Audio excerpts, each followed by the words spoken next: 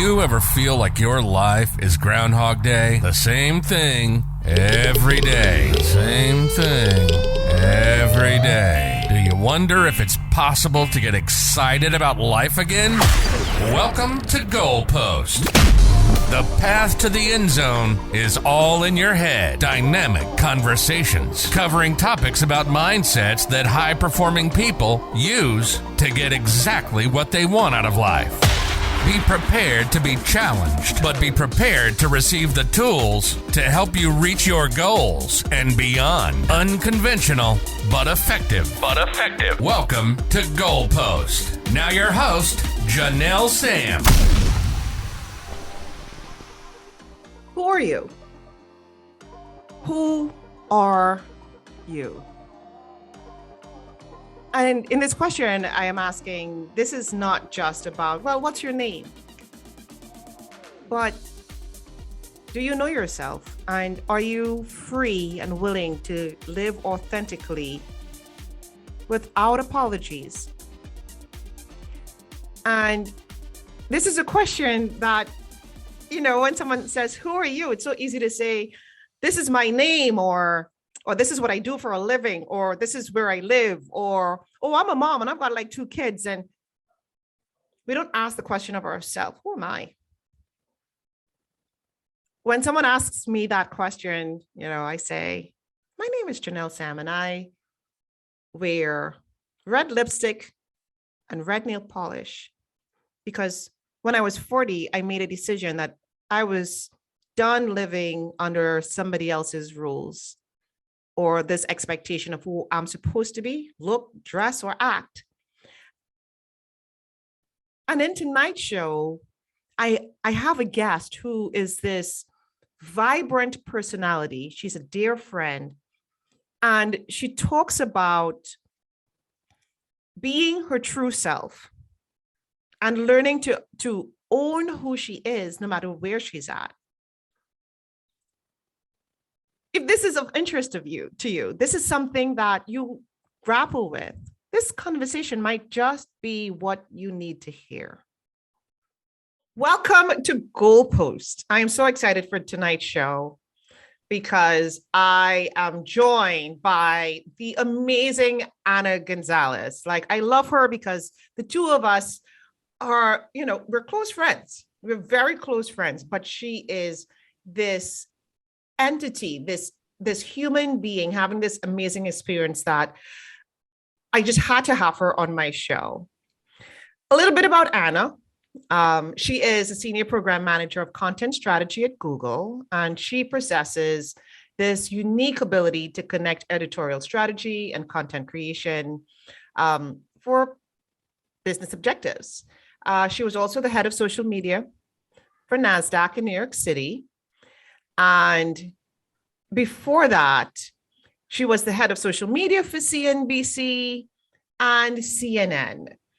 And with this, you know, illustrious career of hers, she started off right here in Texas, and I'm in Houston, but she started off her career doing digital roles for News 8 in Austin and at the CBS affiliate in Dallas. So Anna identifies as Texican, which is a Mexican-American person from the state of Texas. So that is what she goes by. This is what I love her for. Anna, thank you so much for being on the show with me tonight.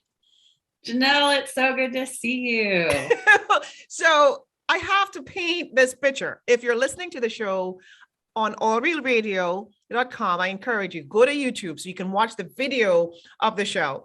Anna is this vision in pink, and I am here for it tonight. She is wearing this very vibrant hot pink hat. Her hair is pink. She has these fabulous pink with the gold rim sunglasses, and she's got this amazing sweater that's pink with blues and oranges with this parrot. She is this vision, and I love it. Oh, do go on. No, I'm just kidding. And pink nails. And pink nails. And, you know, one of the reasons that I really wanted to have her on the show with me is, you know, I literally just introduced her, and you hear this career, this background of working for these global communications networks, right? CNN, CBS. She's at Google right now. And there is this perception of who that person is supposed to be. And Anna is true to herself. And it's something that is so refreshing because many of us live within a bubble that we create that we believe we're supposed to be in because of the assumptions we make of everybody else around us and what we think they want us to be. And Anna is like, nope, this is my tune. It's my beat, and I'm going to march to it. Were you always like this, Anna? It's a good question. It's funny hearing you talk about that as well. Is like recently I've learned how to live with the polarity of simultaneously always wanting to go to the beat of my own drum, but then wanting the acceptance of the crowd. So every once in a while I would veer into that direction. But for the most part, I think I just have this innate sense that I need to express myself, and I need you to express yourself to your fullest as well. And I can help you uplift you because I want to see that and just be that person, right? That is not only true to myself, but will help others be true to themselves. And like, everybody come to the party, however you want to come to the party, let's just party is really the philosophy there. Well, sometimes, or I shouldn't say sometimes, there are instances when in the expression of our true selves, it ruffles the feathers of the demons of others who don't feel free and capable of doing the same. And in that ruffling of the feathers, there is this tendency to say, well, who do you think you are? Oh, yeah. Mm-hmm. Right? In a way to get you to stop being yourself and be more like me and follow the rules. Can you tell us of one memorable instance where your authenticity clashed with what somebody else believed you were supposed to be? Every single day of my life. Oh, boy. But one, that's interesting. There's so many things that you just said there that I want to break down. I mean, I have now at this age understood what that is and have been able to identify like, okay, finally I'm at a point where it's like, oh, it really isn't me. It is you. And so me being loud, being bold, being boisterous, that's not anything negative. It's actually the way that you're interpreting it. But when it happened in the past, time after time after time after time after time, it hurt so deeply and it just cut. And so I think I was more concerned with, well, what is wrong with me and what can I do to calm myself down, to be, to dim my light, to really fit into this mold. And as I'm saying that, I think the memory that comes to mind, to like the very top, is when I first joined Google. And I have been told, I mean, I've lived all over the United States. When I was younger, I had a new best friend every year, like, elementary school, because they'd come to a point where they were like, you know what, forget this woman. Rumors in high school, like, I've just been beat up, emotionally, and only just thought this was me.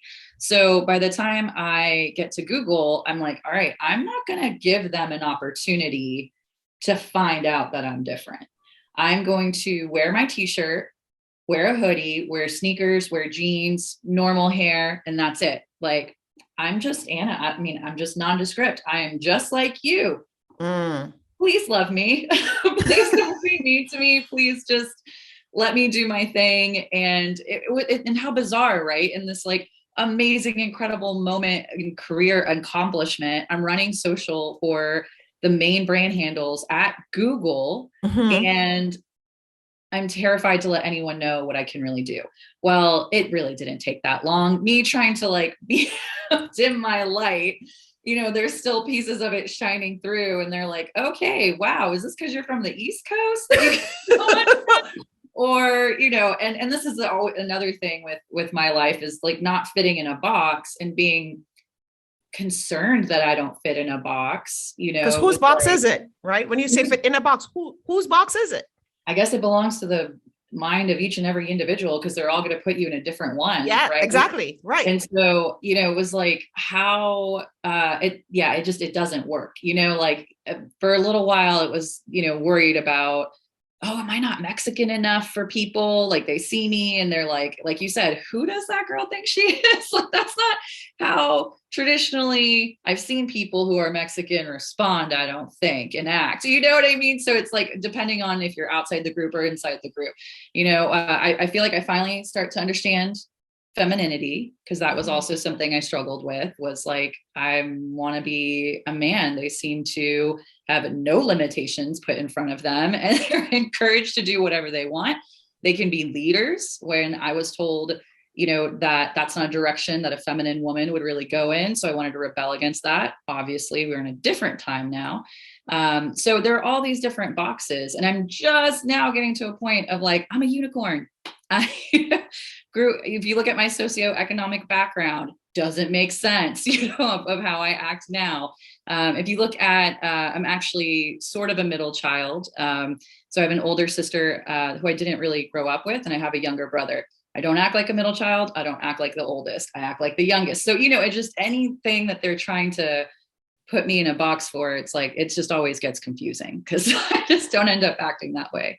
One of the things that I think we connected on almost probably magnetically, it's, knowing and recognizing that there are times when it's like, let's just be ourselves. Who cares? Right. It's tiring living up to the perceptions of the world at large. And yet through that, the expression of being authentic, there's been levels of success that's been achieved. And it's counterintuitive, right? Where as you progress, as you move up the corporate ladder, that you're viewed as or expected to be this form of a role model for those coming up behind you. You consider yourself a Texican because your heritage hails from, part of it's in Mexico and part of it's in the US. And it's a marriage between the two. And you're saying, I'm embracing everything that is of one culture, which is color and vibrancy. And I'm embracing the other side of my culture, which is this, be driven, capitalist, achieve everything you could possibly achieve. When in this society, that is not something really that goes hand in hand. Because if you're going to be in the corporate world, you're expected to just be driven and look a certain way, talk a certain way, and act a certain way in certain circles as you move up those rungs of the ladder. And so let's have this conversation about the different rungs of the ladder and as you move up. Because was it easy for you to move up and hold on to your authenticity at every single rung? When were there times when you had to hide it? When were there times when you're like, I'm letting it out, and you were hurt deeply because of it?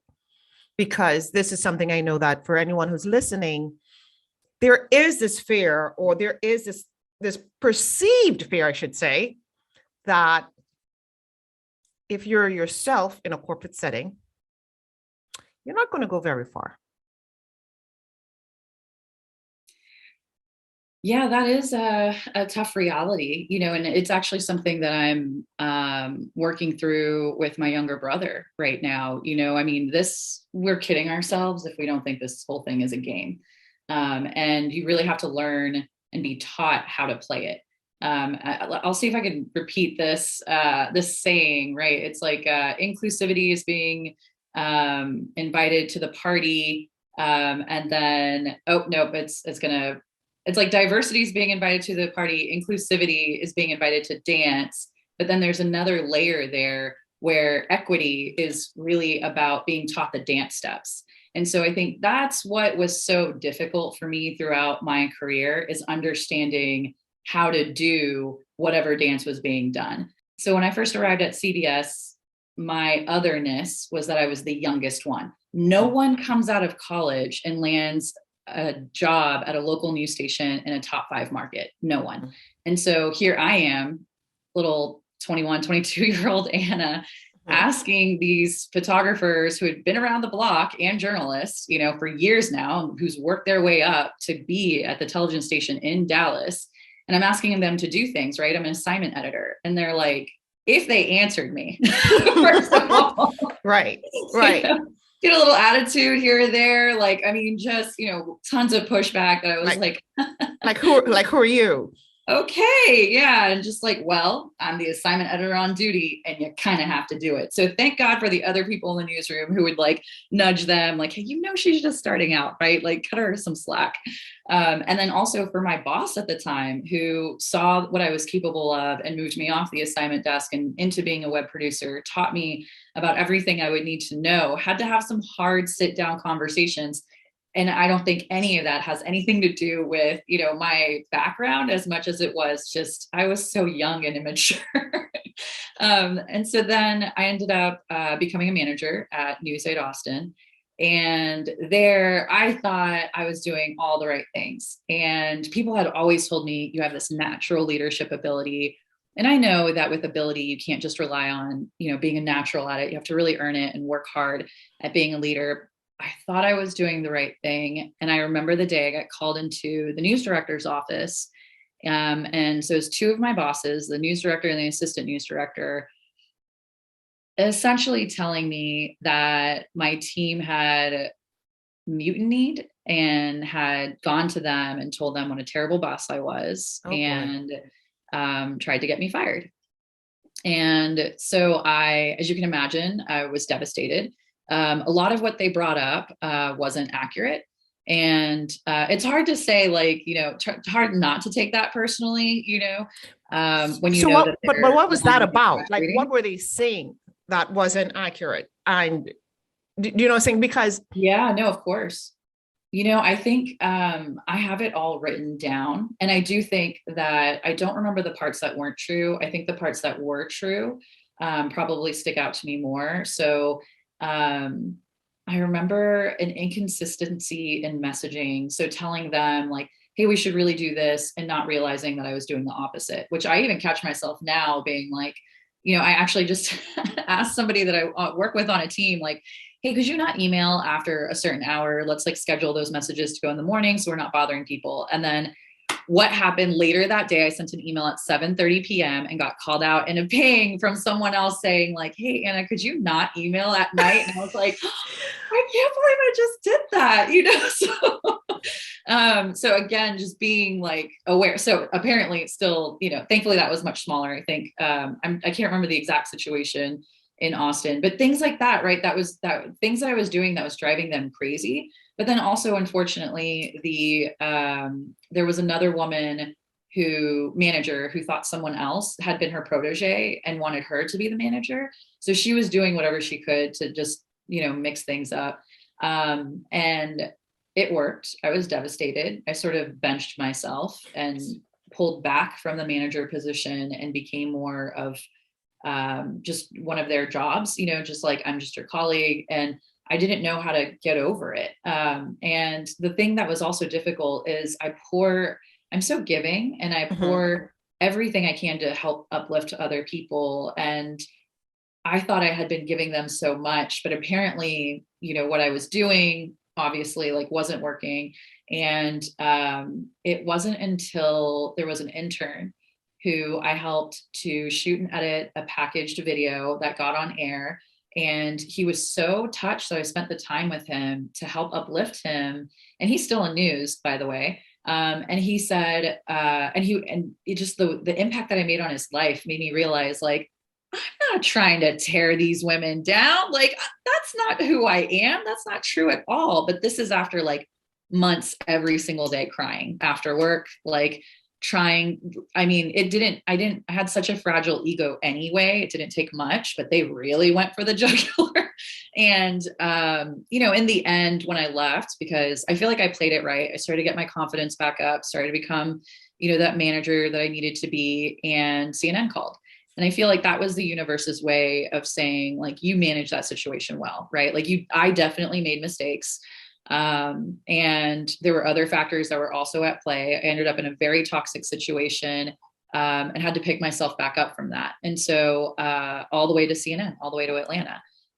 Well, there's something that you said that I think is interesting, and I'd love for us to kind of dive into that a little bit more, which is the belief that you were doing good or doing right? Because on the show, I love kind of talking about mindsets and perceptions. And so, there is a saying, there's your truth, their truth, and what God knows, right?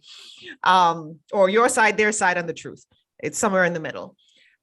And this, in your early career, having this belief that you're doing what was right, doing what you believed in your execution of your task, your duties, your interactions with people, that you were doing things that was meant with the intention of helping and uplifting others, getting the job done to the best of your ability.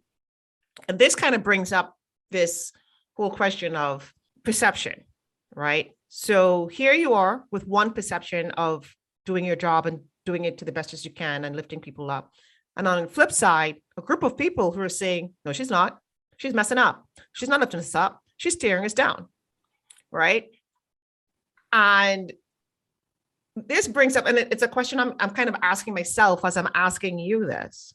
How are we to become aware of the actions that we're doing that we believe is actually, and it is our truth, right? Because I don't think anybody could tell us that what we're thinking and what we're believing isn't, because it's everybody's reality, everybody's perception reality is different.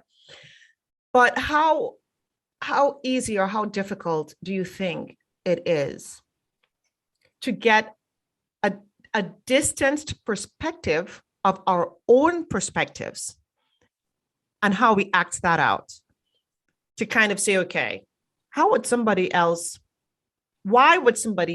look at what I'm doing as negative and be a self-judge of that? Or is it something that you think you're capable of doing, but you did start doing, or it's maybe still a bit of a challenge?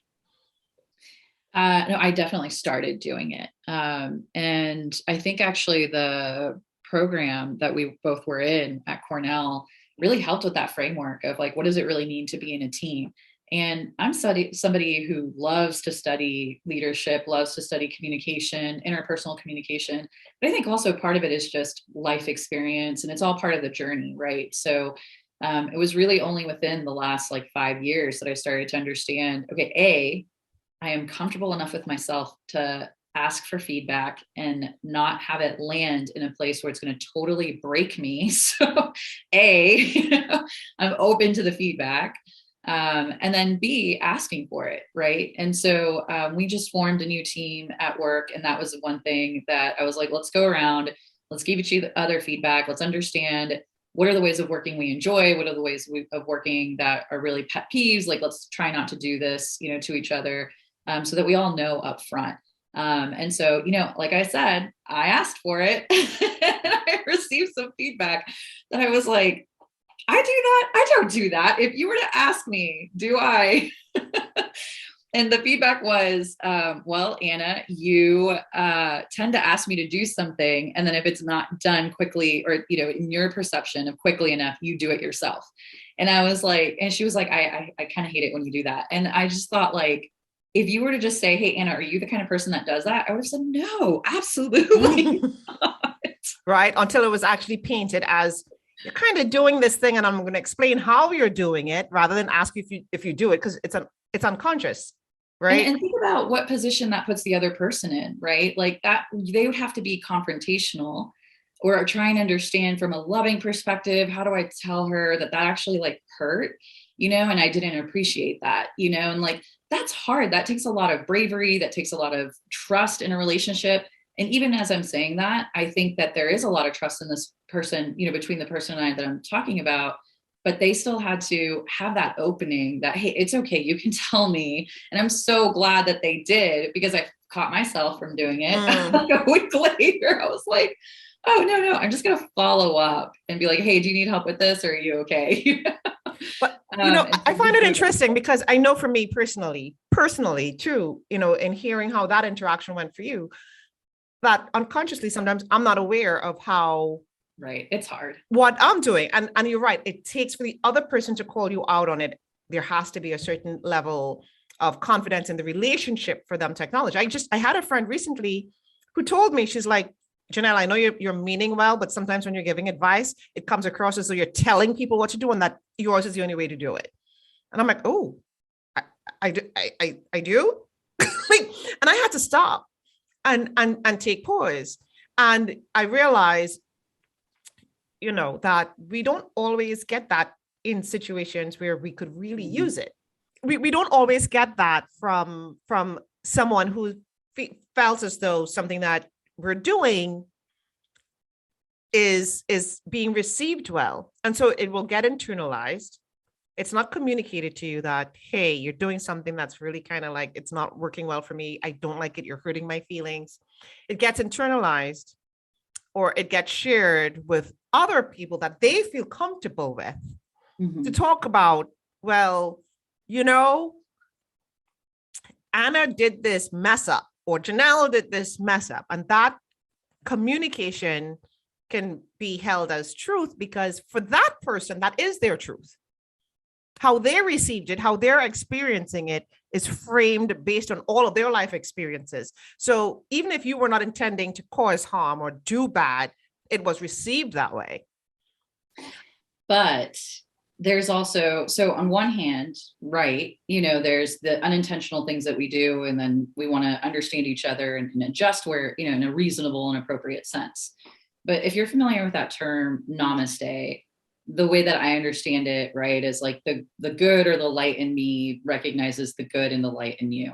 And I feel like I have the opposite effect on people. What do you mean? And the opposite effect. Like, I've gone through quite a bit in my life, a lot of dark times, and I have done quite a lot to maintain what I call like Care Bear status, like just bring in positivity. But it really doesn't matter when I meet somebody who has not been that for themselves. It's like our pain recognizes each other, and it's just like they want to tear me apart. And so, and I've noticed it, and this is a pattern I've noticed all my life, because again, it goes back to that whole, people feeling like they want to, that you should be acting a certain way, that you should be, everything you've gone through, you shouldn't be this way, and I don't think they consciously recognize it. In fact, like, I think a lot of it is subconscious, right? And I've lost friends over it. I like one of my infamous stories that I like to tell, because it still baffles me to this day, is I had someone who was a very good friend of mine in Atlanta, and they moved up to New York first. And then it turned out, and they were so sad, right? Like, we didn't want to be separated. Turned out I was moving to New York. What a thrill, right? You're good friends. You both get to move to a city. I loved the city so much, and this other person hated it. And I think they unfriended me literally, and, on social, because I was having a good time and they weren't, and they were struggling. And it didn't matter how much I reached out. It didn't matter what I said or what I offered to pay for. They were just like, forget it. Now, maybe I did something and like, they just didn't tell me, that there was something else happening that I had done unintentionally, like we're just talking about. But it's just something that I've seen over and over and over. When I see somebody, and the hallmarks of someone who's hurting on the inside, and then they see me, they're like, why aren't you also outwardly expressing your pain? And again, I don't think they recognize it. But I just know that I've dealt with enough people like that to know that, like, yeah, there's an energy field thing, what I mean? That they just don't, they're like, you're too high, you're too whatever. And if they're not actively trying to bring that down, then they're saying it to my face. They're doing any number of things. And I'm like, damn, I bring this out in people. And so that's why I try and remain on the Care Bear side. I try and remain, rainbows, bubbles, unicorns, all pink, all good, all love, as much as possible, because, I step one foot out of line and people are like, no. Well, let's talk about that. let's talk about that a little bit, because maybe may not be because somebody's in pain. It just might be because they're just operating at a different frequency. And at one point you were at that frequency and somebody changed. So we're going to take a short break and we're going to be right back, and we're going to continue the conversation with that. You're listening to GoalPost with Janelle Sam.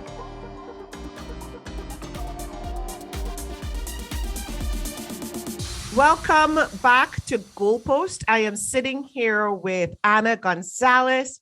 She is a senior content manager over at Google. She is my dear friend. She is a vision in pink. So I really encourage you to watch the video, listen to the video of the show. But welcome back. And so right before we went on the break, Ana was relating the story of having a relationship with a friend who, once they moved to New York City, the relationship deteriorated because the friend was on one level not really enjoying the experience of being in the city and hurting, feeling lonely, whatever her experience was at the time. And Ana's was the polar opposite. And the relationship deteriorated. And maybe it was pain, or maybe, I think maybe it could be she was just at a different frequency. You're changing, you're growing. You came to New York City to accept a new job, right? Which was up, you're moving up the career ladder. Was it the same for her? Was it a lateral move? Was it exactly the same? Like, you've come to the city, the Big Apple, and you are thriving, and she's not. And how do we deal with that? Like, it's very difficult as you progress to maintain all relationships at the same level. It's impossible, in fact. And maybe that she was one of the consequences of it. And how many times does this happen in our lives, right? As you do things differently, as you experience life differently, as you improve and as you grow, there are going to be some who were your ride and die. Now they're no longer not, because maybe your growth is making them feel as though they're inadequate, or as though, who are you? Why are you pretending to be somebody that you're not? You've changed, but you actually have changed for the better, but you've changed in a way where it triggers their own feeling of, well, I could have done that and I didn't. So if I'm with her, I'm going to look bad and feel bad about the fact that I didn't do that when I've had opportunities to. Okay, so right there, right? And that's really what I'm trying to broadly say, is that I can tell, and let's just be honest, for me, it's always been women. It's not, other men in my life who are treating me like this. But to be fair, I don't have a lot of other men besides people in my family or my husband, or friends, partners. But, I can tell when they're starting to feel badly about themselves, and that they're using me as a comparison. And then as a result, I'm about to get it. And it doesn't matter, because I definitely tend to be more of like, just be as flexible as possible and giving, and I can pour all my love, all my energy. I can give them my first class ticket and I'll take their coach, if we were on a flight, and they would still be like, forget that woman. She's terrible for whatever reason. And I've just seen it time and time again. And I don't know. And until, I like to think also that life works in this way of presenting you with similar challenges until you've learned the lesson. I haven't learned the lesson yet, because it's still happening. So the one lesson I have learned is, don't take it personally. Don't internalize it. Don't think that you do need to change because this person feels terrible around you, which is, it was hard, but just get yourself friends who can hang. And I think it's probably no coincidence that all my friends are entrepreneurs, every single one of them. I was just going to ask you that, but you said something that I'm not going to let slip. If you're listening to this conversation right now, and if you've listened to any of the previous shows of GoalPost, you've heard me mention this book, and I'm going to mention it again, The 4 Agreements by Don Miguel Ruiz. And Ana, did you read that book? Have you read that book? I'm actually just listening to it. Okay. It's beautiful. So if you haven't read the entire book, one of the 4 agreements is, don't take things personally. We tend to personalize the reactions that others have. And it's one of those things that's when we stop taking it personally. Okay, you don't like me. Okay, that's a you thing. I don't, it's unfortunate that this is how you feel at this point, but it's a skill we actually have to kind of develop and grow, because it's very easy to take things personally. It's very easy. And so we look at the relationships that we have. Like, I sat down and I looked at, like, to what you just said, how all of your friends are now entrepreneurs. And in the planning process for this show, Anna, it required me to sit down and plan out, okay, who are the guests I'd like to have on the show? What are the topics we're going to talk about? When are they going to come on the show? And like, who can I invite and reach out to? And I had a moment of sitting down and I was humbled when I looked at this list, because I really just was having an inventory of people that I know in my life who I can reach out to, like you, like Mark Bush, like Andy Goldstrom. These are all guests from earlier shows, Diane Towser. And these are people that I know and have known for a while. And can I tell you, the moment that I had, Anna, was I sat down and it forced me to look at who I'm surrounded by. Yeah. And I never had to do that before, because it's not something I do. I don't sit down and be like, oh, this is who I know. But the show kind of, in my planning, I had to. And I had oh my God, when did this happen? When did it happen that every person that I called friend and everybody that I know in my life right now are all people that I look up to, I respect? They're way beyond where I am. Like, and I'm like, I'm floored. I'm like, oh my God, oh my goodness. Everybody has accomplished something in their own right. And what dawned on me, I had this like aha moment of, I've started to change. Like, when I made the decision, and for me, it started when I got divorced. When I made that change, that I am no longer going to hold on to these limiting beliefs. I am no longer going to just live the life that was expected by me, by my family, by my community, by my ex. Like, I am going to start being very deliberate about the life I'm living. That unconsciously, or I started being surrounded by people who could help lift me up. Like, when you and I talk, when you and I have a conversation, right? Our conversations tend to be reflective, and we tend to talk about things to kind of help move each other forward. And that's kind of powerful to have in a friend. And then I think of the other relationships, and it's like, I no longer take it personally when someone's like, well, you know what, I don't like you anymore. And I'm okay. This is the universe's way of saying, guess what? There's somebody else who's going to love you for the way you are, who's going to help move you forward, who's not going to make you feel bad about yourself. But they might call you out on something bad about yourself, but not in a way to bring you down, but in a way to make you be aware of it so you could change it, so you could become better. And over the years, like, I don't know if you've ever had the opportunity to like take stock of who's in your life, because the circle for me went really small.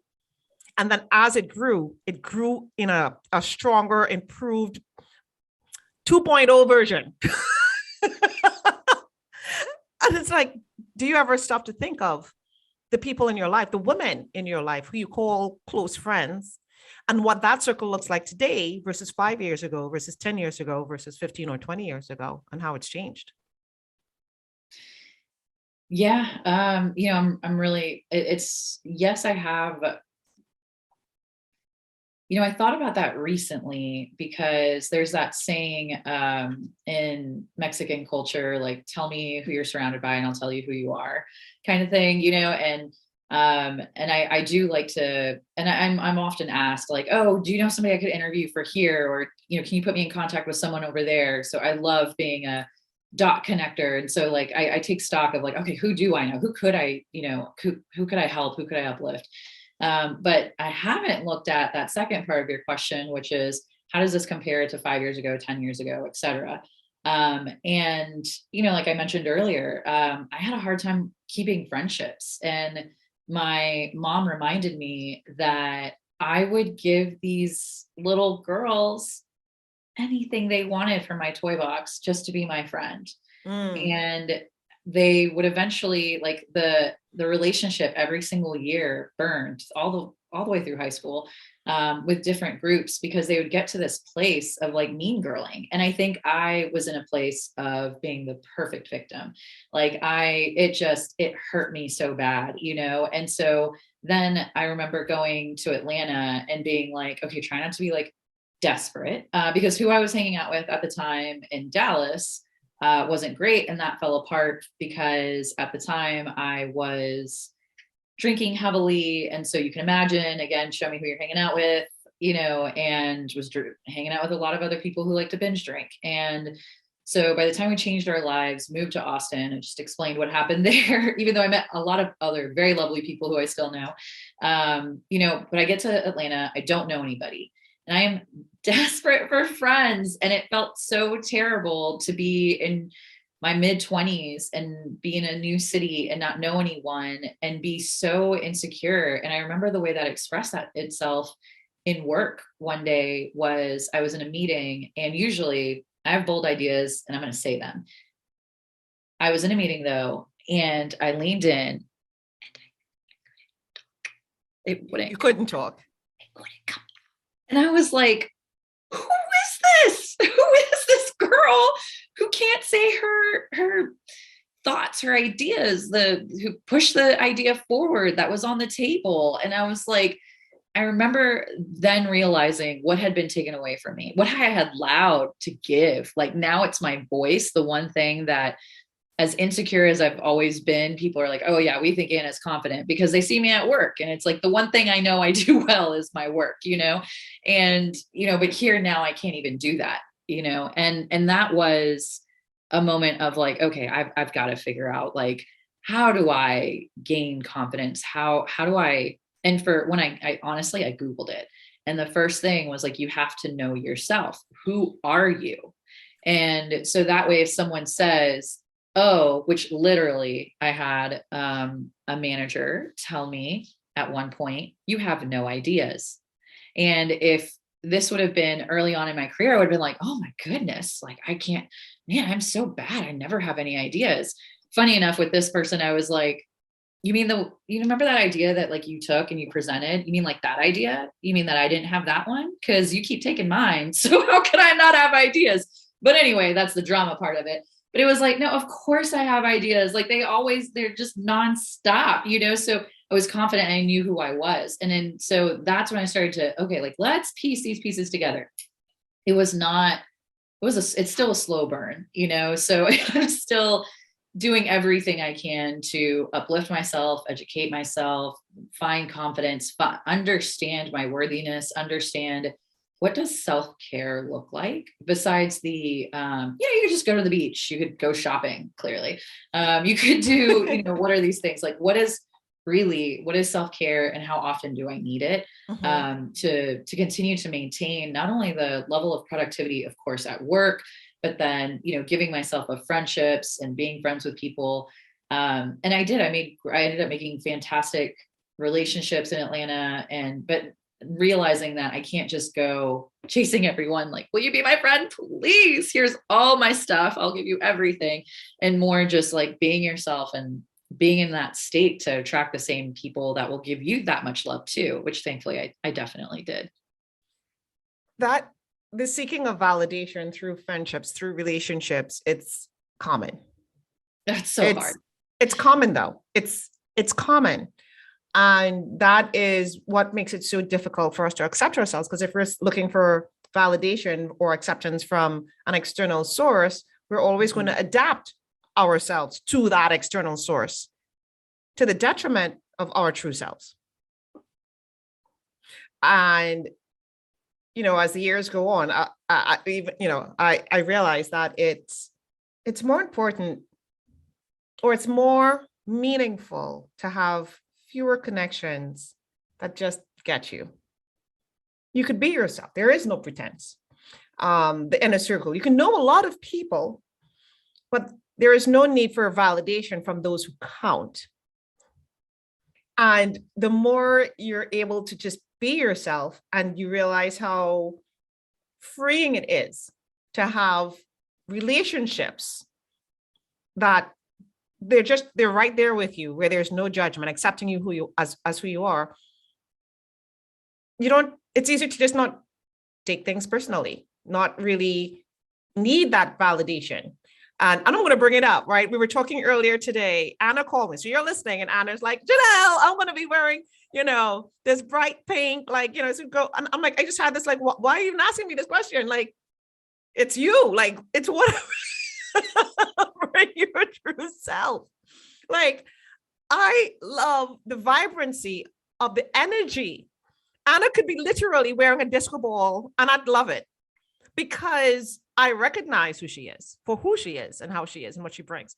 What she wears on the outside has no effect, or it doesn't change who she is as a person and how I'm able to connect with her. And that is something that, for me personally, in the relationships that I have, I find value in that. That's not everybody. There are some people, like, they can't be with some people if they dress a certain way or don't talk a certain way. I rather give more importance to the human. I don't care what your gender is. I don't care what your sexuality is. I don't care what your expression of faith is. What's important to me is that human energy that you bring when we connect. That's what I respond to. And that's what's important to me. And that means that there are going to be some people who won't resonate with me, because they're going to hold on to their judgments about how their connection should be, and they'll judge me for that. So they might like me and say, but how could you like somebody who is gay and they practice XYZ religion?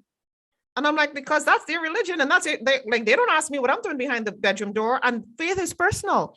That's not for me to judge.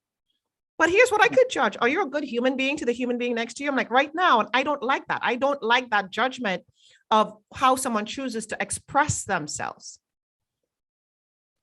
Well, you know what that reminds me of is you and I on a golf course for the first time.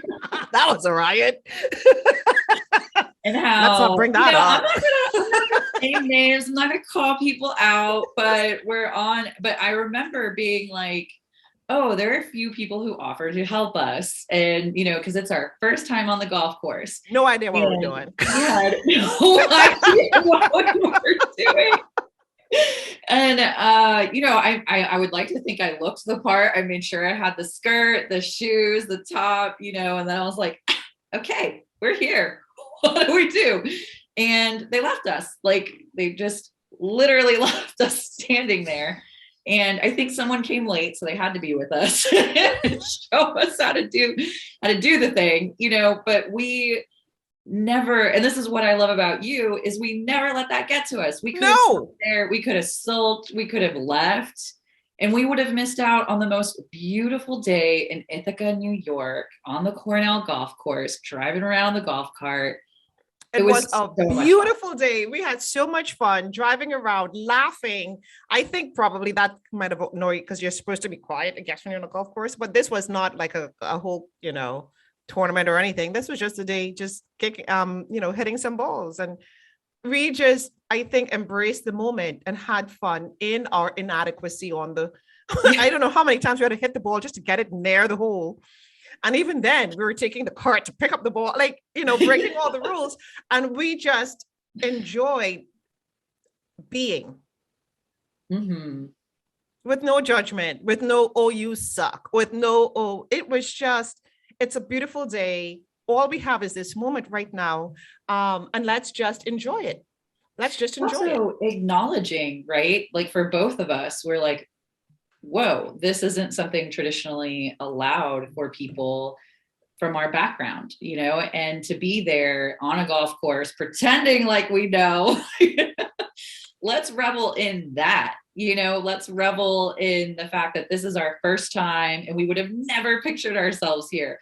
Or like when we got to, when you came to visit to see a NASDAQ opening bell, right? Who from our families would have thought, oh yeah, she's definitely going to go to New York City and be part of a financial institution, global, and, just hang out where they ring the where they open the stock markets every day. No big deal. That's just part of their trajectory, clearly.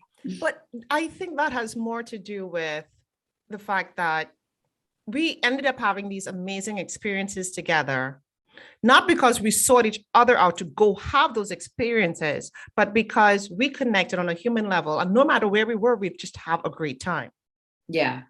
Yeah. That's like true. we didn't have to be ringing the bell. We didn't have to be on a golf course. And you and I have had this.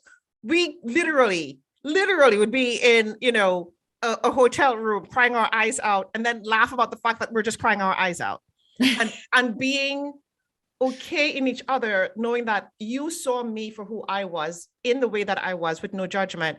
I saw you for who you were with no judgment and just saying, I'm grateful that I get to share an experience that's memorable with you. Oh yeah. Mm-hmm. I completely agree. And it makes the experiences we have that much more meaningful, because I could have been on the golf course with somebody else and I would have just been like, ugh, yeah.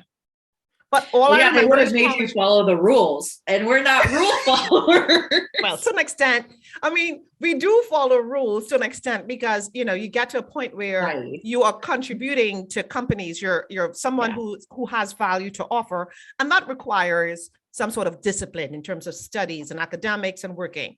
But it doesn't mean that because we're of a certain stature. And I say that because this comes up so many times. I have been told, and I think this is probably true of you too, Anna, where, someone will read my background and they'll see where I went to school. They'll see the places I've worked, some of the top investment banks, and they'll see what I do for a living and see a title in front of my name. And when they meet me, they hear how articulate I sound. And then they get to know me and they see how goofy I am, how down to earth I am. And I can tell you, I have had people tell me, like, I was not expecting you to be like that. I'm like, how were you expecting me to be? That because I have this thing on my resume or went to an Ivy League university or worked at these top institutions, what are you expecting me to be? Somebody who's pretentious, as though I'm better than I am. I bleed just like you do, and my farts smell just as bad. Right?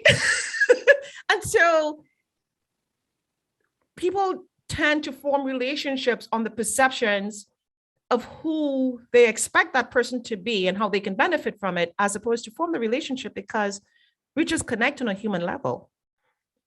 Doesn't matter how much money you make or don't make. Doesn't matter where you went to school. Doesn't really matter where you live. But if you're someone who come from a certain socioeconomic background that in your mind you believe to be lower than mine, and you hold me and what you think I'm supposed to be at a certain level, we probably won't connect. But if you connect with me because you're just so funny and down to earth, we will definitely connect. And it's the same thing. If I meet someone who is, of a certain socioeconomic and they come from a certain background, I don't care to think that you're going to act a certain way. I'm like, just treat me like a human and we'll connect. It's because circumstances can change. The money you make could change. The things you own could change. Your health could change. You could lose everything that you have right now. And everything that we have right now is not who we are. It's not who you are. You're in this beautiful, vibrant pink color today. Something could happen tomorrow where you might be in a hospital, but I don't want to put that out, but your circumstance could change. And you know what? It's not going to change who you are, Anna. It's not going to change who you are. Or you could stop working at Google and you could be. Right. It's because that's why it won't change. Right. And I think that can be really scary to people and sometimes off-putting. It is very, very, when I tell you the truth to what you just said, Anna, people will stop talking to other people because, well, you're no longer rich. Or people will stop talking to people because, well, you're doing better than me. And so I need to not be associated with you because you make me look bad or you make me look poor. Now, this is their own internal stories that they're telling themselves. Well, and that's an interesting piece to it too, right? Like, obviously it's very difficult to identify your cage, identify the system of rules that you've agreed to without realizing that you agreed to them. Or another metaphor, you've put yourself in your own prison, Yes. you know? And I was, talking to my brother the other day, and he mentioned something that he can't do. And I got mad at him. He's like, "Why are you so offended that I just said that I can't go on vacation?" I think is what he specifically said. And I was like, "Because I don't want you to limit yourself."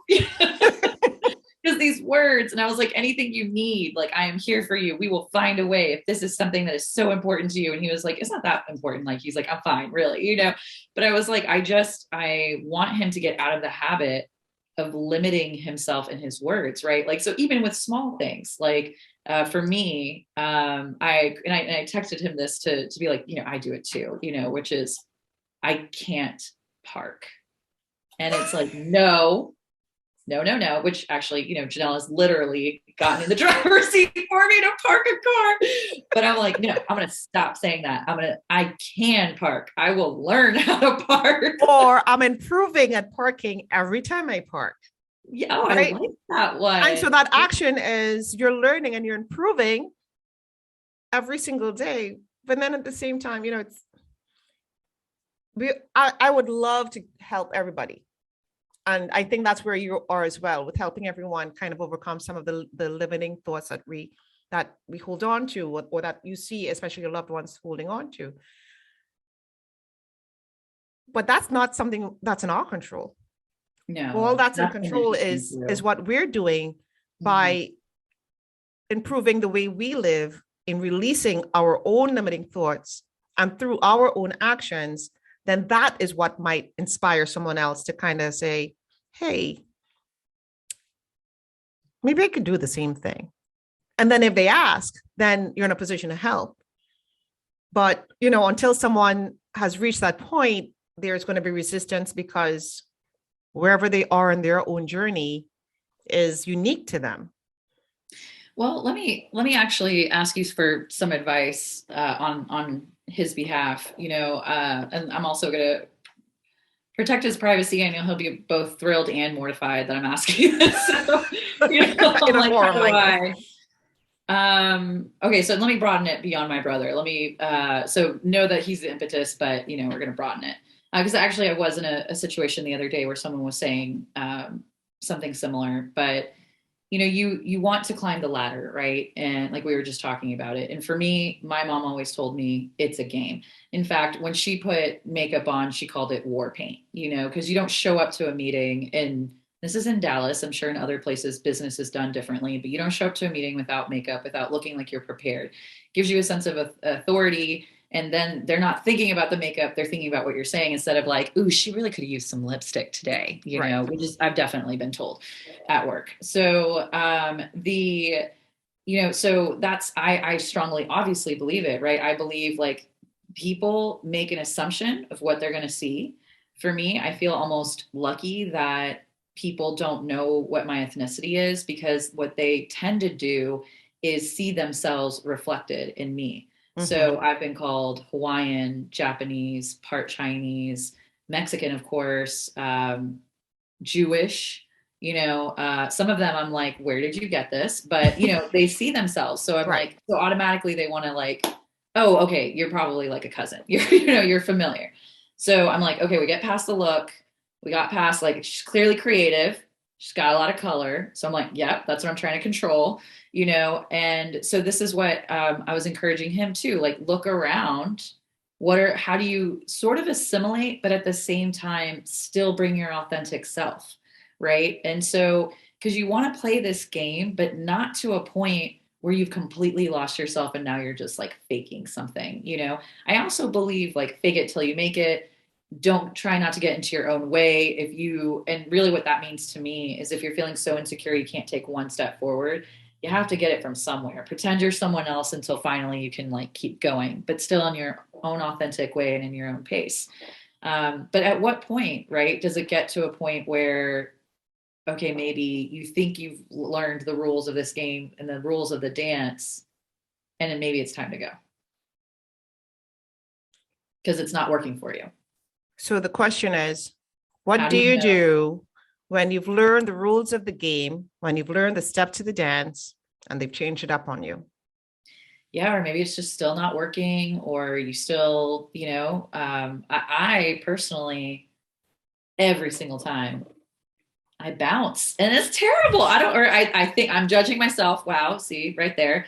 I can imagine some people might think it's terrible. I can imagine some people might be like typical millennial job hopper, who knows, but every single time it's worked out for me. So I'm like, I ain't got time for that. It's The so question that sweet. you ask is so powerful. And we're going to take a short break, and we're going to start when we return from the break. We're going to get right into that question. You're listening to GoalPost.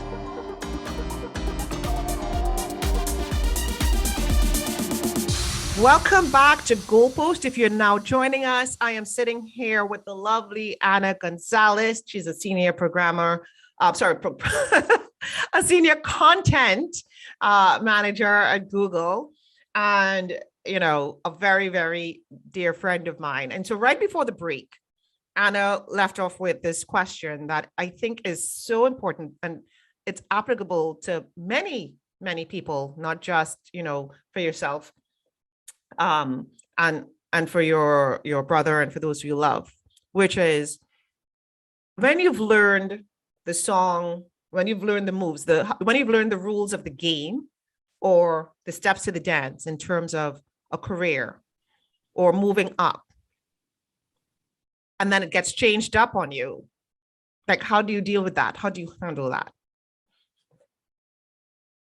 And the answer is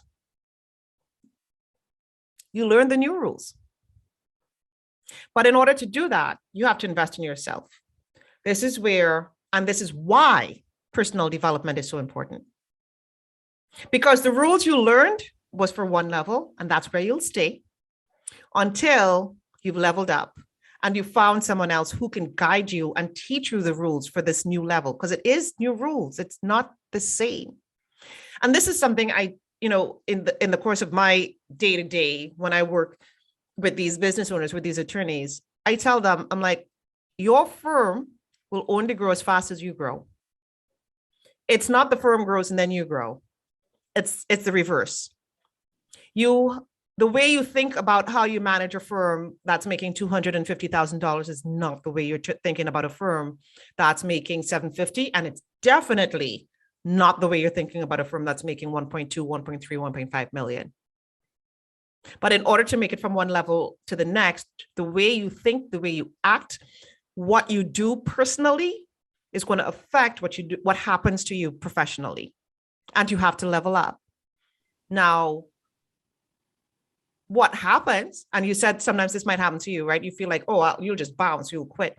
That happens because sometimes fear sets in. When I advise an attorney, you need to hire, there's this terror barrier that happens. What do you mean hire somebody? I don't want to do this. That's scary. Like, I'm going to fail. The firm's not going to make enough money to pay that salary. I'm going to quit. And there's fear and panic that kind of sets in.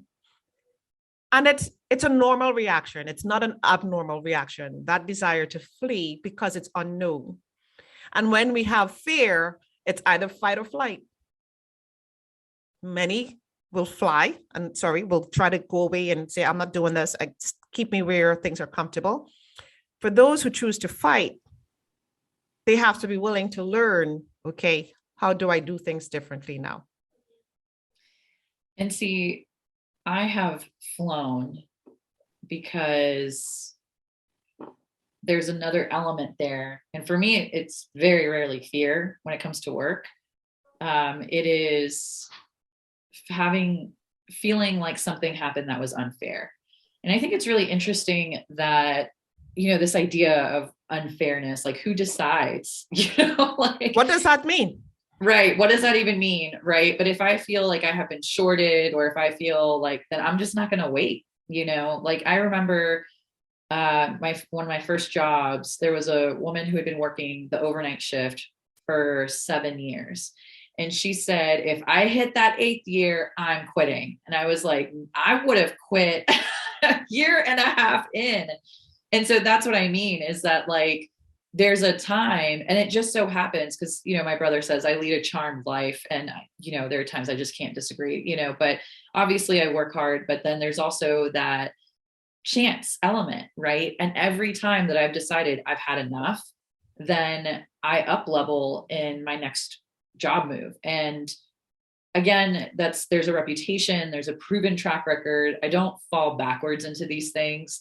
You know, I feel like I've done enough work to get there, but it has been about every year and a half that there have been 2 roles that I've probably had for more than year and a half, and I've had like 10 roles, you know, so it's wild, you know, and every time I have learned the rules of the game, but have been impatient and not getting what I think is fair and due to me. And that's what's made me bounce to the next one. And I just keep bouncing higher and higher and higher. And for me, you know, where does the loyalty come in now? You know, now I'd like to think I've hit a year and a half at my current position. I'm daydreaming about what's going to happen 5 years from now with the same crew, you know, so I feel like I've finally found where I should be, or maybe I've just gotten a little older. I don't, you know, have more experience to be like, I really appreciate what I have, which is a strong community of creators, fellow creators, with a lot of respect, bosses all the way up the chain that I, you know and respect and I feel valued. And so for me, this is the first time where I feel like everything, all the bars are checked. I feel like I'm being paid fairly. I feel like I'm being treated fairly. I feel like I have mutual respect among the team. And throughout my entire career, maybe I've had one of those going for me at a job, you know? And that's what's tough. And that's what I'm saying. If when you start to feel a certain thing and you've done everything you can to try and change it, or maybe I'm doing something different, I'm not, you know, okay, fine, let me learn. But then at a certain point, it's like, I'm good. Or at least in the past, that's what I've done.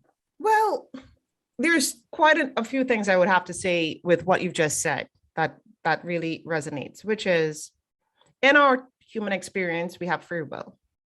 You're either choosing to stay in a situation that's just not working for you and complain about it, absorb the toxicity, and live in stress, which causes all sorts of illness and reactions in our bodies. Or you could make a choice to change it. Changing might be leaving. Changing might be seeking out help to learn how to manage and deal with, so that you could leave that level of unrest, as it may, in that situation, right? In your instance, in the way you've described that story, the decision you were making was, I am going to not stay in this situation. This is not working out for me. I want better. And you looked for better. Which you say that it looks like it's just moving up. You're saying this isn't working for me. And as you've moved and gotten better, you've also been growing along the way, because when you got to better, that's a higher level of frequency, which means that you had to operate at that higher level of frequency. You've learned along the way to stop taking some of this petty little stuff that happens not so personally.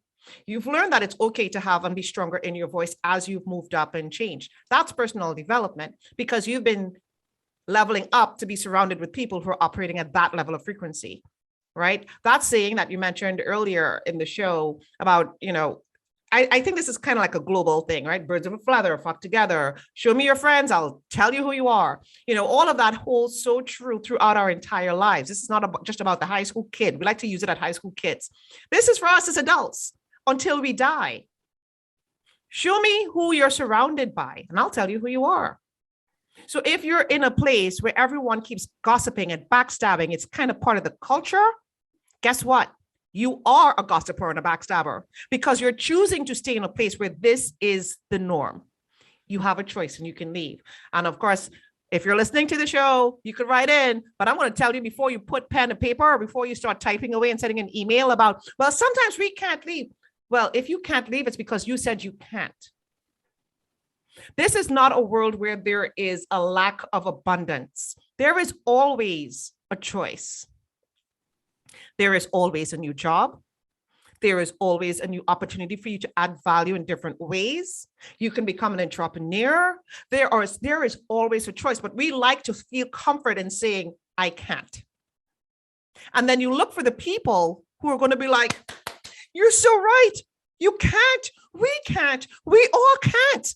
Show me your friends. Show me who you're surrounded by, and I'll tell you who you are. Oh, isn't that, and what you were just saying about the cheering, I can't, I was meeting with someone and not at work, and they were telling me the situation they were in. And I was like, wow, that's very toxic. And this is what I would recommend. I've been in that situation before. Here's some different frameworks to look at that. And here's some actions you can take. And they responded with, I couldn't possibly. Well, then you won't. That's how easy it is. You got to do something, or that is exactly right. Which is hard for me to hear, because you're absolutely right. You don't deserve what's happening to you. But unless you take some sort of action, that train is just going to keep running over you. It's like Groundhog Day. There is the young man that I mentor, he's a first generation college student. And I work with I volunteer with this organization, America Needs You, or it's called ANY. And it's an amazing program where they pair first generation college students with mentors, people who've gone through the college system here in the US, to kind of help guide these, young and talented young people so that they increases their success of graduating college and then going on beyond.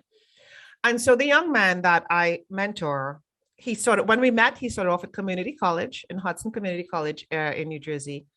And I mentored him, coached him through getting accepted into Columbia University. And he started his first semester at Columbia in September. And towards the end of the semester, there was some unrest at the school. And they were saying because of the uptick of COVID cases that they were going to go back online. There was a strike with the student body. And I think I was actually on my way to you. I was visiting you in Dallas. I was driving to Dallas and he sends me this message and I'm like, get on the phone with me. I have like a 3-hour drive. I got time to talk. And he wanted to take a semester off because he didn't want to go to online school. Mm-hmm. And he proceeded to tell me how all the other students that he was talking to feel the same way, and it's not what they're paying for, and they're all going to take a break. And, I let him talk. And when he was finished, I said, okay. I said, would you like my advice? It's like, yes, that's why I'm calling you. I need you to stop talking to all those kids who told you they're going to quit. Yeah. But they're not going to quit. I said, you need to stop talking, because I'm going to promise you one thing. 100% of the students aren't saying the same thing. I need you to find the percentage of students who are going to continue at school, even though it's online. Because his why and his goal for being in school was much bigger than everybody else's. He's here in the US on an asylum visa, and his goal is to become an attorney and learn politics and learn the law so he could go back to his country and change the politics there, because his family is still trapped there. I'm like, you don't get to talk to someone like me and tell me how inconvenient online schooling is and how all the other students all quote unquote think that way. I said, there are going to be some students who think that way. Stop talking to them. They are looking for sympathy to join their cause and so that they can feel good about taking a semester off. I'm like, you're not going to get that from me. You're going to take your behind and you're going to register for classes online next semester, because every time you take a break, that is a time period that your family has to wait for you to come back. And I'm like, who are you listening to? Now, at this point, I think he's accomplished so much as I worked with him that he took my advice and he registered. Now he's in class this semester. I'm like, I will be your biggest cheerer when you're walking down the aisle, but you're not going to stop because it's inconvenient. Guess what? It's always inconvenient. It's always inconvenient. And, and it's like, who are you surrounded yourself by? And sometimes I get really upset when I hear parents try to give their kids, well, I know it's hard, but you can't do it because what are you teaching your kids? You're teaching them what you were taught, which is let's go for what's comfortable. Let's go for what's safe. And then you sit there and you look at people who reach success and then say, well, you don't understand. That drives me crazy. There is no one that I know who has achieved any level of success. None. 100% of them who've achieved it. Not that it's been handed to them, but they've achieved it of their own work. Who didn't have to suffer, who wasn't made to feel uncomfortable. But instead of just quitting, they found a way to get out of that situation to make it better, or they found a way to manage it so that they can still continue on to the goal that they have. Either way, they didn't get stuck. That reminds me of my college experience. And you're right. That was a situation where I didn't feel I had a chance to just run away because I had a full paid scholarship. So walking away from the school would mean walking away from $30,000 a year. And I could have, I could have made that decision, but I knew where my parents were financially, and I knew what it was, or, you hear what it could be like to have all that student debt. And I didn't know what was in front of me. I remember working in my first newsroom and seeing all these men in suits.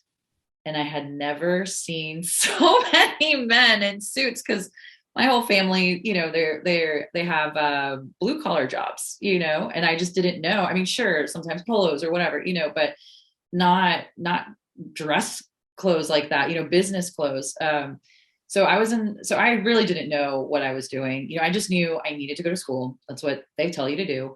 And I had, throughout my life, I've sobered up a few different times. So I just sobered up from the first time, and was like, okay, I'm going to hit school hard. I graduated high school early because I knew.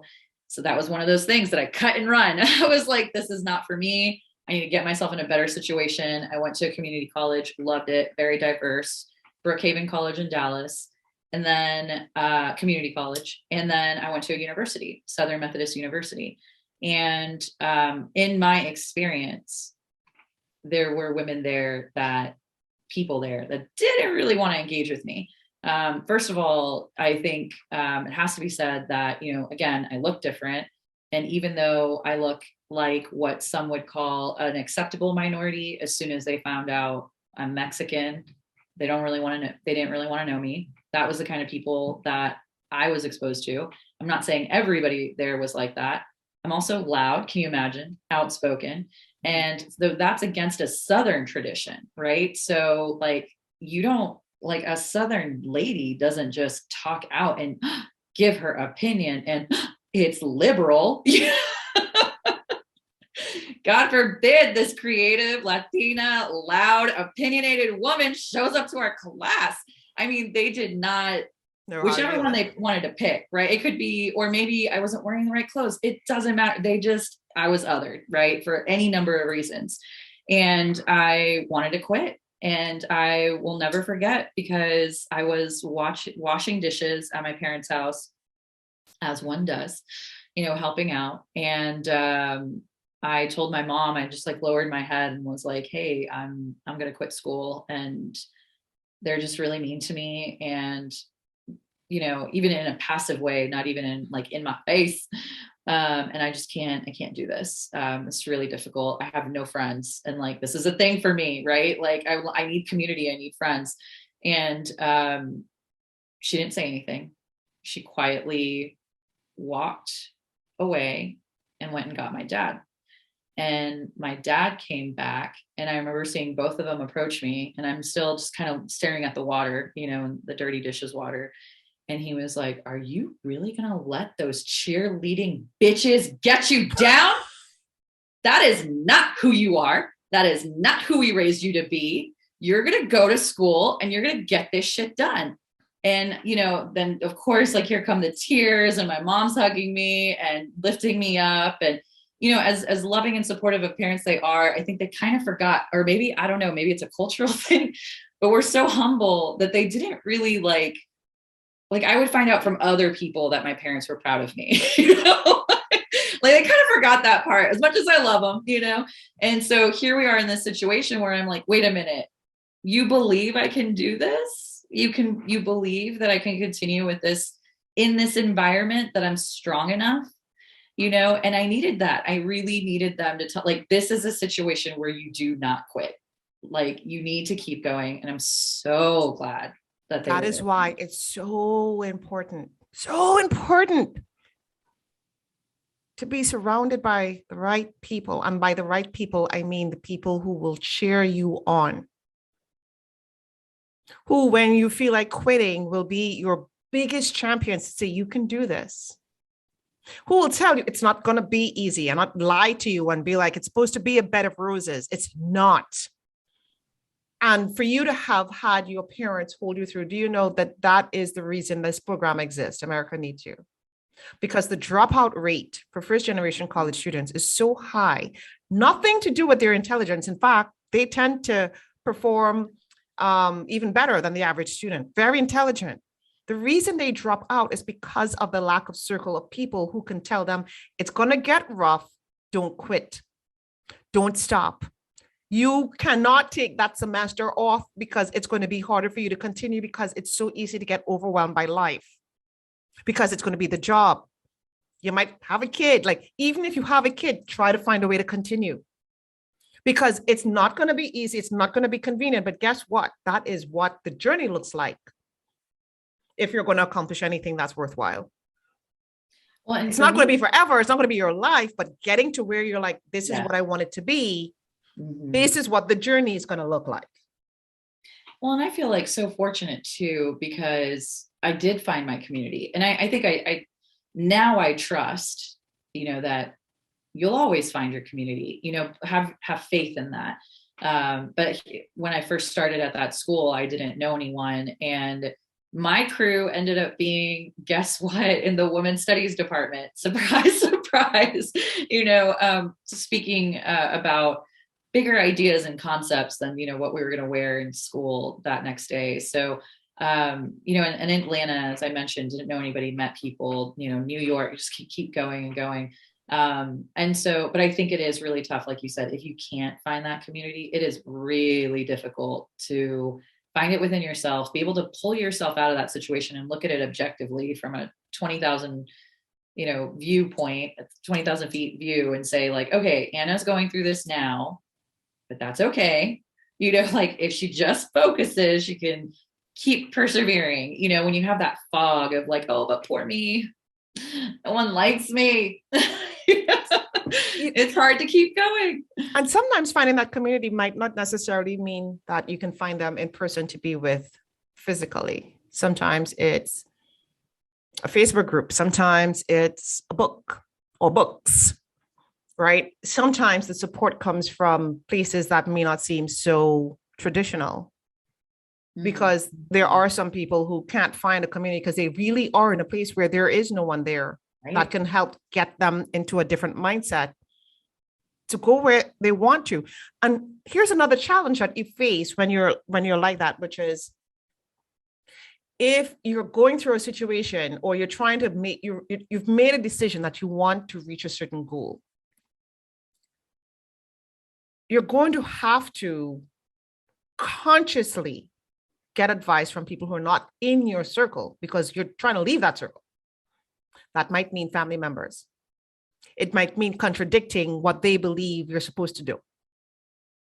That might mean you get ostracized. That might mean, at least during that period of time, that the people who are closest to you just don't understand why you're doing what you're doing and will try to talk you out of it.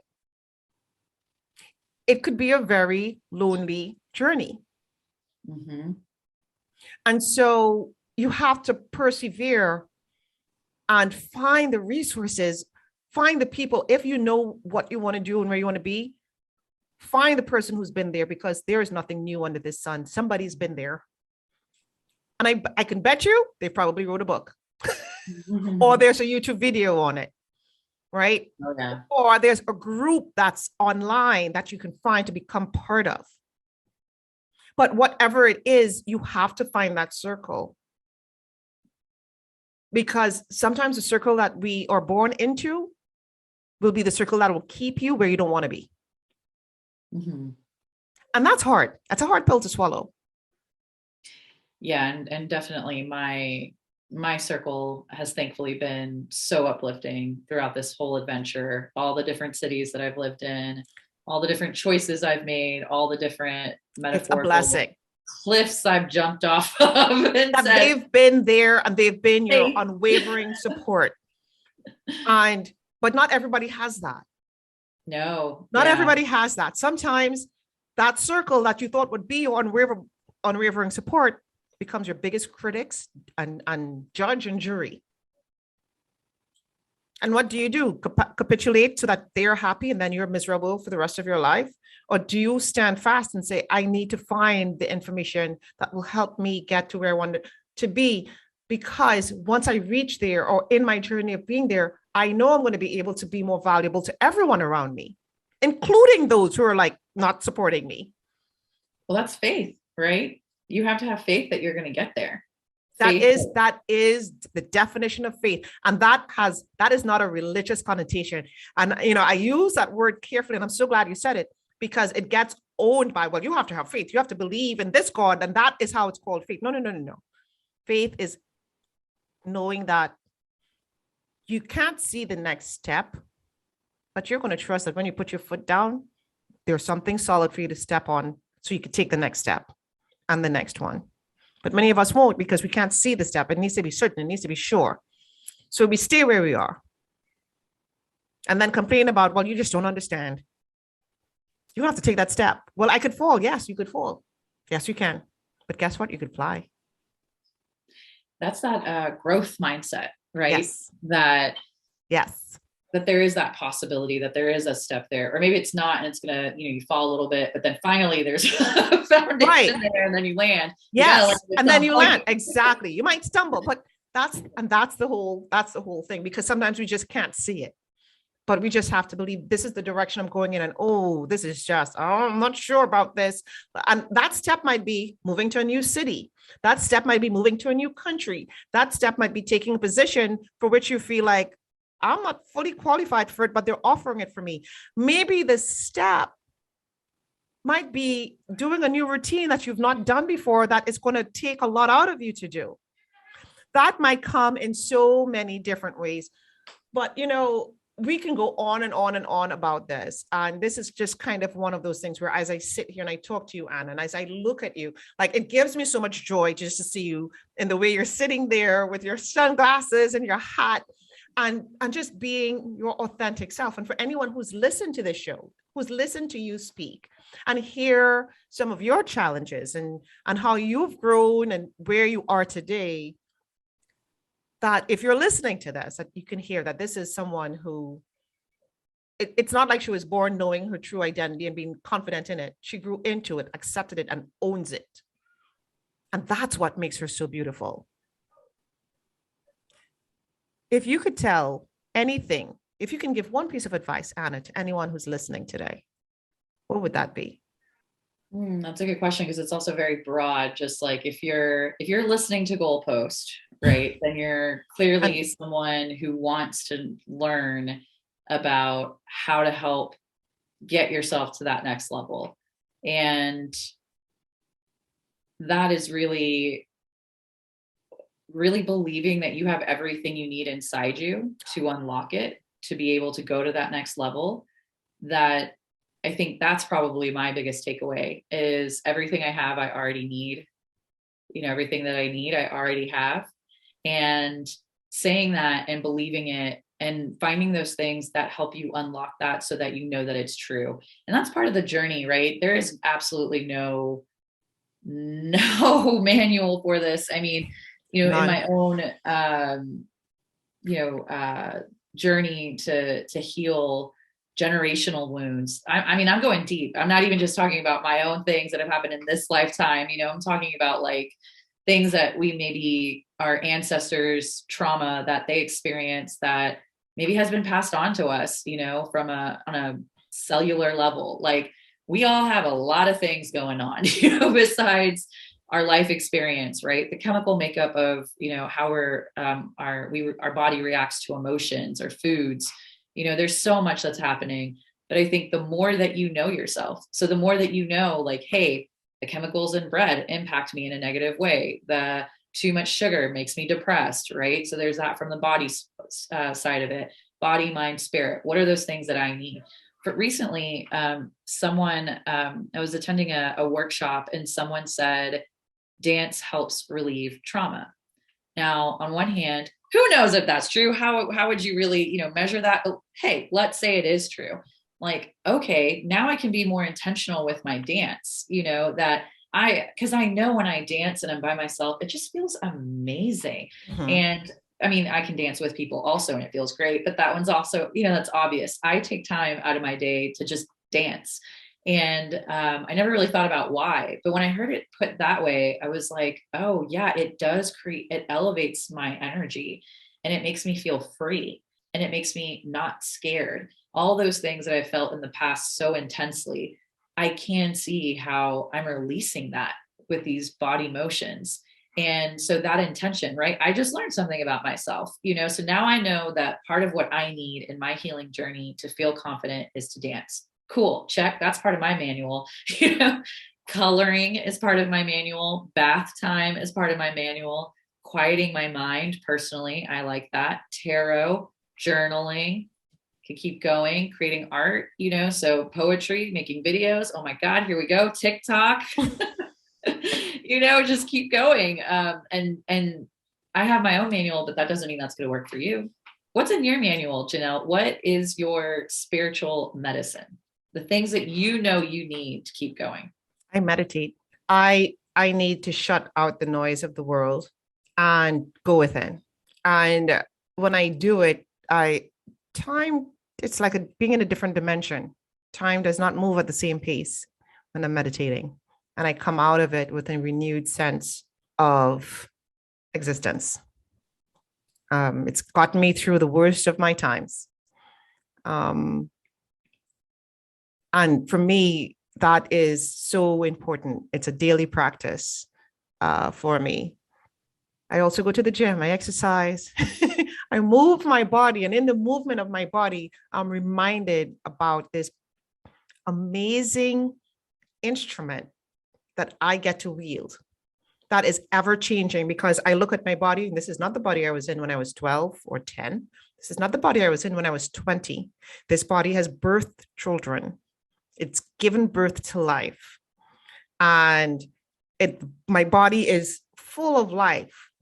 And so I am always amazed at it and grateful that I'm able to go and run, lift weights, move. I'm healthy, and I'm grateful because I don't know how long I'll have it for.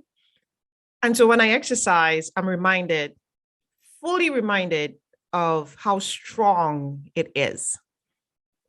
And that through it, I'm able to do things like this. And so, for me, it is just learning to be without doing. That's a hard one for me. But I agree. And also and it's taken some time and practice, but also the body element, right? Like I hated my body for many reasons. But one in particular was because I'm so sensitive. I'm emotionally sensitive, and my body is sensitive. I have to be very careful of scents and lotions, what I'm eating, all the things, because then it can have a reaction. And I remember I was walking and in new shoes, and I'm on vacation, and I get blisters, and I'm cursing my body. Why are you so sensitive, feet, that you're getting blisters? Like, come on, get with the program. We're on vacation. We have things to do. We don't have time for this. And then something kind of hit me of like, you're yelling at yourself. Like, how about you made this decision to buy these stupid shoes, and take some ownership for that. And your body's sensitive, and that actually brings a lot of great things into your life. And so accepting that, like, yeah, you're sensitive. Your ears are sensitive. You can't wear cheap jewelry. You always have to have the nice stuff. Like that's a positive, right? You can't use cheap lotion on your body without breaking out. You always, again, need the nice stuff or organic things that, aren't going to be bad for you.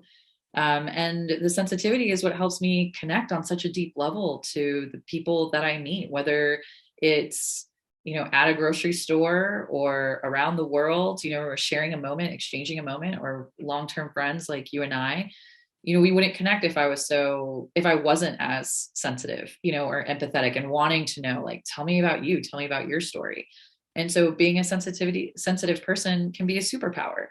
And that really, because I'm trying to catch my thoughts, right? If you really believe that thoughts and intention will create your reality, then I'm trying to catch if I'm making my own prison. I'm trying to catch if I'm telling myself I can't park. I'm not good enough because my shoes don't work right. My feet are shaped in a way that making these shoes, it's not my feet's fault, so in fact, it's not even about fault, so changing that mind, it's just training my brain to say like, oh, caught that thought. Okay. It's reframing your perspective, because I would look at the blister as actually a blessing, because you know what the blister is saying? The blister is a reminder of, hey, you've got feet and you're using them a lot. Some people have feet and can't use them. Some people have no feet.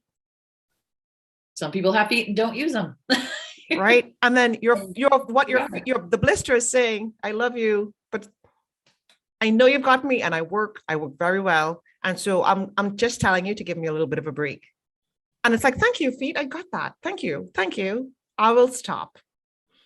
And it's a reframing of the perspective of what's happening to us that we think is negative. If we feel nauseous or nausea, from food poisoning, it's the body saying, guess what? You eat something that is not good for you. It's not going to keep you at the highest frequency. It needs to come out now. I know it's a little painful, but then you feel better. And it's like, I tell my body, thank you for healing yourself and ejecting what is not good for me. We sometimes complain about things going wrong, not looking at the blessing that it is, right? And so what you've said is so powerful. And for anyone who's listening, taking away that reframing of what's happening to you, understanding that you have everything that you need to be amazing.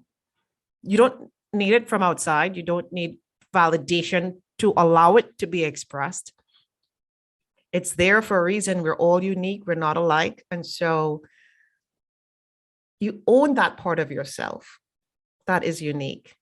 If you're someone who talks softly, or you walk quickly, or you've got a snort when you laugh, or you've got this cowlick and your hair just doesn't, like, someone might just find that endearing, because that is why we're on this planet, to be uniquely ourselves in whatever expression that is. Anna, I am grateful for you.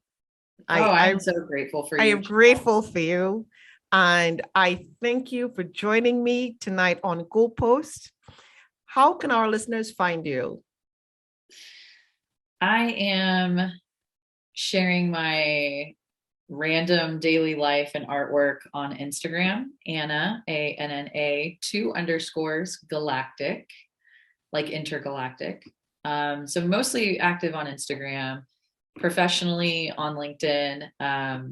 And yeah, follow, let's connect. So check out my website, janellesam.com. You're going to see Anna's bio, pictures, who she is. Look at the video on YouTube. I will have the link at the bottom of the screen so you can find her and her beautiful expression of beauty on this earth that she does. So follow her. Thank you for joining us tonight, Anna, and I'll be right back after the break.